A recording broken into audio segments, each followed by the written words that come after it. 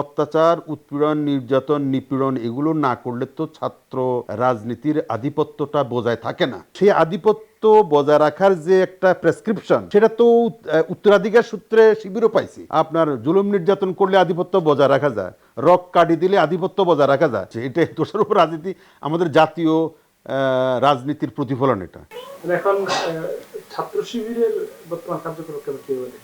ছাত্র শিবির তো মানে এটা তো বিচ্ছিন্ন কোনো দ্বীপের সংগঠন না, বাংলাদেশের সংগঠন, তাই না? তো তারা তো দেখছে অতীতে যারা ছাত্র রাজনীতি করছে তারা কিভাবে ক্যাম্পাসগুলোতে তাদের আধিপত্য বিস্তার করেছে, বা তারা কিভাবে ক্যাম্পাসগুলোতে সাধারণ ছাত্রছাত্রীদের উপরে তাদের আধিপত্য বজায় রাখছে, নেতৃত্ব দিয়েছে। আপনি অত্যাচার, উৎপীড়ন, নির্যাতন, নিপীড়ন এগুলো না করলে তো ছাত্র রাজনীতির আধিপত্যটা বজায় থাকে না। ইতিহাস আমাদের তাই বলে।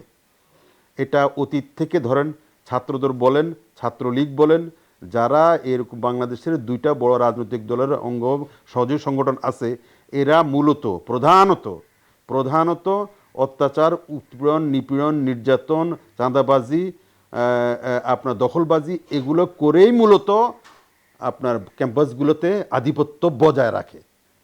তো সেই আধিপত্য বজায় রাখার যে একটা প্রেসক্রিপশন, সেটা তো উত্তরাধিকার সূত্রে শিবিরও পাইছি। তারা সেটাও সেই প্রেসক্রিপশন অনুযায়ী চলবে। তারা জানে এটার মধ্যে মজা আছে। আপনার চাঁদাবাজি করলে আপনার আধিপত্য বজায় রাখা যায়, আপনার জুলুম নির্যাতন করলে আধিপত্য বজায় রাখা যায়, রক কাটি দিলে আধিপত্য বজায় রাখা যায়, দাঁত ফালাই দিলে আধিপত্য বজায় রাখা যায়। দেখে না দাঁত উপড়ে ফেলছে, ঠিক আছে, রক কাটি দিছে। তো এখন আধিপত্য বজায় রাখার এটাও একটা প্রেসক্রিপশন, এটাও একটা ফর্মুলা। এই ফর্মুলা আমাদের ছাত্র রাজনীতির ইতিহাস অতীত তাই বলে, সেটাই তারা বজায় রাখতেছে। এই জন্যেই ছাত্র শিবির ওর থেকে পুরোপুরি বাইরে থাকবে, এটা আপনি কি করে আশা করলেন?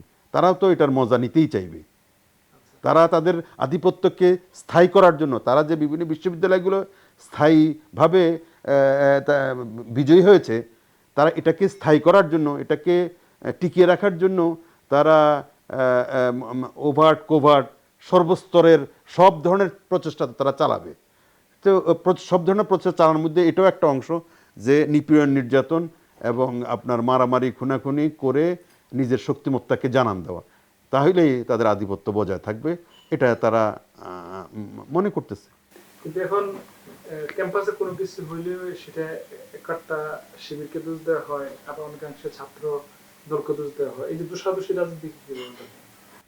তো এর মধ্যে তো এসছে, এটা দোষের উপর রাজনীতি আমাদের জাতীয় রাজনীতির প্রতিফলন। এটা আমাদের পার্লামেন্টে কি হচ্ছে, পার্লামেন্টে দোষারোপ হচ্ছে না, সরকারি দল বিরোধী দল দোষারোপ করছে না, যে কেউ বলছে জুলাই সনদের সাথে বেইমানি করেছে, মির্জাফরি করেছে, তারপরে কেউ বলছে জুলাই সনদ অপ্রয়োজনীয়, আননেসারি বিতর্ক। এই যে এটা তো ক্যাম্পাস তো বিচ্ছিন্ন কোনো দ্বীপ না, ক্যাম্পাসে প্রতিফলন হবে। ছাত্র রাজনীতি, ছাত্র সংগঠনগুলোতে এটা তো সঞ্চারিত হবেই। এই তাপ উত্তাপ তো ওখানেও যাবে। পার্লামেন্টের যে তাপ উত্তাপ, এটা পার্লামেন্টে যেরকম আছে এটা তো সেখানে যাবে। এটা নতুন কিছু নয়। এটা পার্লামেন্টে এই তাপ উত্তাপটা তৈরি হয়েছে বলেই তো এটা বিশ্ববিদ্যালয়গুলোতে এটা ছড়িয়ে পড়েছে।